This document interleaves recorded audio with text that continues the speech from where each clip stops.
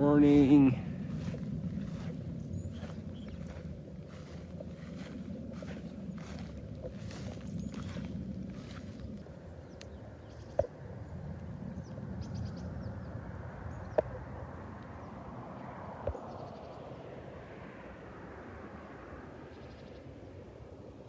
If it wasn't for that car,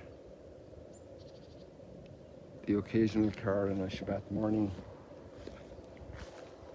there's pure quiet here.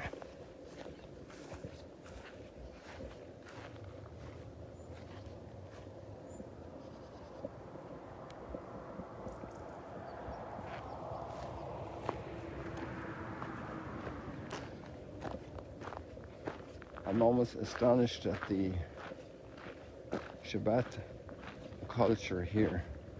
People stop. There's a strong Arab population here in the north of Israel, so they're oftentimes very engaged in the support services for the entire society on Shabbat, coming from work, going for work. And then you have some secular Israelis who also travel on Shabbat. So you'll always hear some cars, but Father Rodrigo's gone out on his bicycle this morning. It's a great time to, especially in the early morning, to be on the roads with your bicycle. Basically country roads over here, you know. Not like West Virginia country roads, but country roads nevertheless. Lots of green, if it's not brown. But lots of vegetation. And then the lake environment. I hear the pigeons cooing.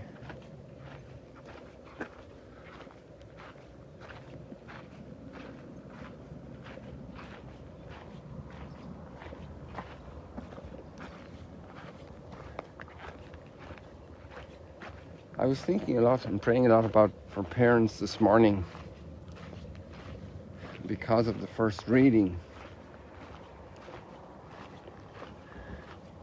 And I had never made that association before with this reading, which comes up often.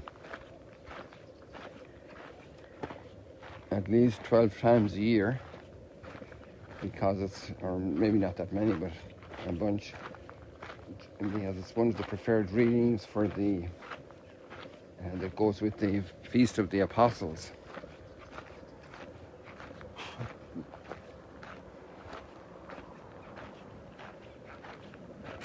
And Paul gives an account of what it's like to be an apostle.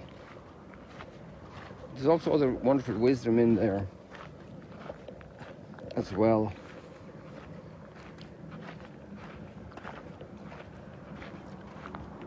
And it's basically a question. What do you have? Think of all the things you have. Your possessions.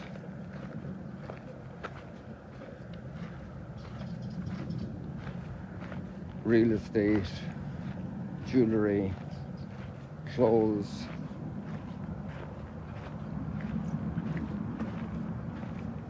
transport means, car, bicycle, moped.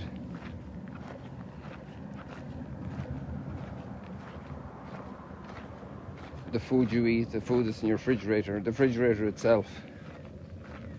All the things. Your toothbrush. Did you make your toothbrush? Kind of unlikely. Did you make your nail clippers? Kind of unlikely. Did you make your toothpaste? My pretty sure bet is you didn't. Watch the birds here. This is the different herons here. We have a purple heron right down here in front of us. We'll probably fly right there in the light now. There you go.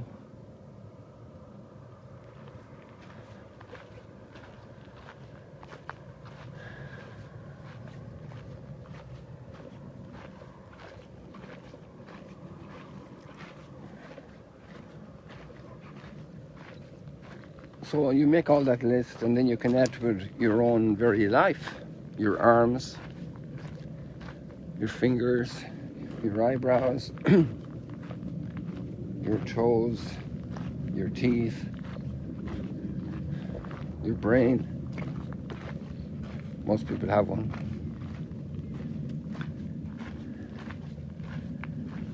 Your sensitivity. And what of those things have you not received?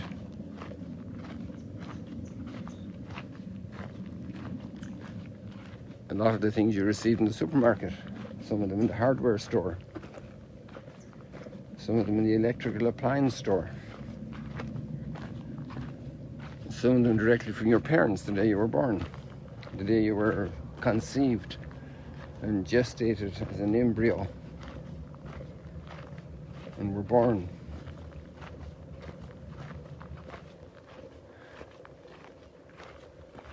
The food, we receive it mostly. Maybe at least the ingredients. Maybe we can make a cake or a soup. Most people don't make their own soup, they just buy a package. I used to love doing that from the different place I was, just to get the vegetables and make soup, real one.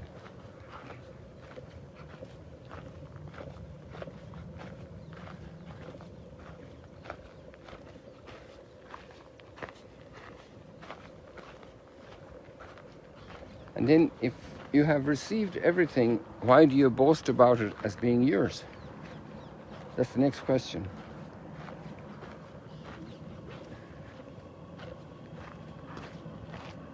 Very interesting, really. Because then, in a certain sense, mine, I paid for it. If it wasn't my idea to make it, somebody else had the genius to make the birthday cake that way, to make the clothes that way, to make the machinery that way. An architect had something to do with the shape of your house. Maybe you did also.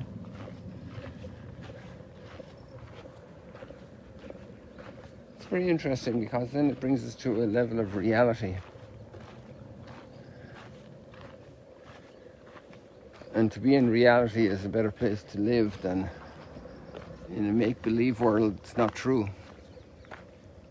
Because that sets up expectations that can't be fulfilled, that will only be broken, and therefore frustrations, expectations becoming frustrations.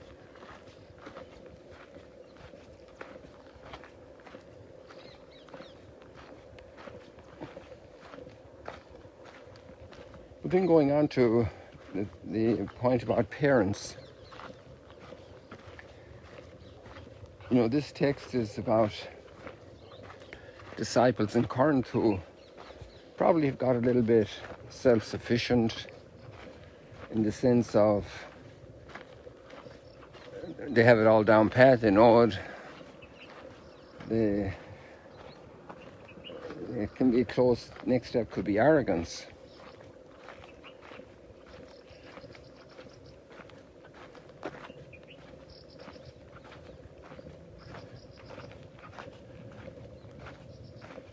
And there are a number of lines in there that are interesting. We are weak, but you are strong.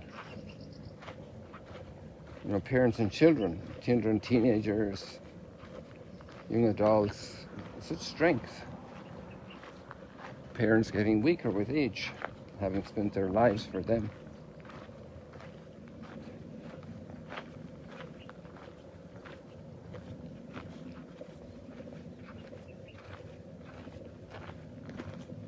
We are fools, but you are wise.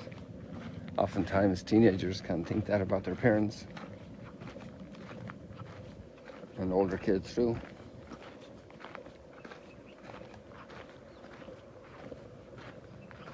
You're held in honor. People say, oh, what a great kid, and that. But sometimes the children or others can hold the parents in disrepute the tensions of life, you know. A lot of this goes on in our society. Can also be the lot sometimes of some teachers, of professors, of coaches.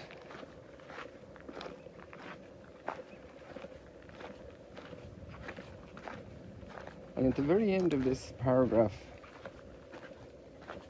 it says, "But even if you should have countless guides, you do not have many parents. I'm your parent. I begot you.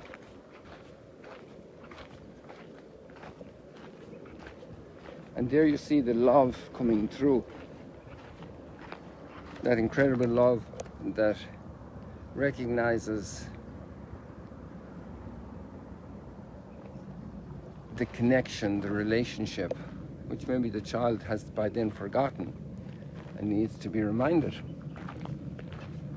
But that's not enough to remind them from the outside, that they can hear the reminder or see it written on the refrigerator. It's necessary for them to get the reminder inside their own hearts. It's a personal path of growth and maturity.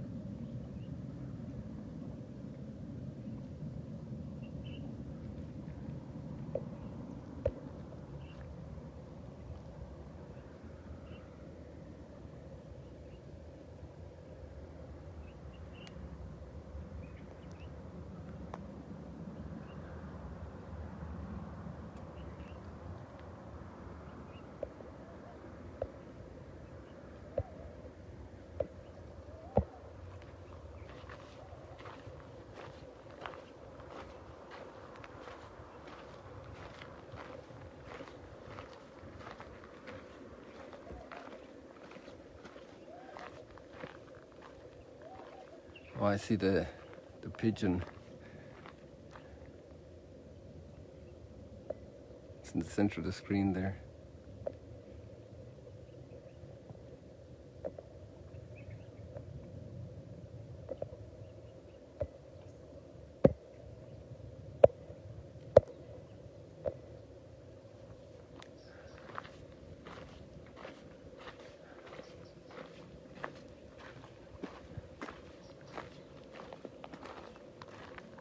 There are many more pieces today in this, and the reading's beautiful.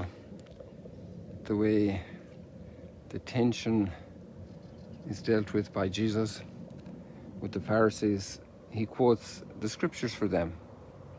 The story about David eating the showbread in the temple in Shiloh, or was it Bethel? And it's nice to meet people where they're at, even if they're antagonistic, to meet them on their terms, to show them through elements they accept and understand that there might be new ways of seeing things. There's a gentleness about that, a carefulness, beauty.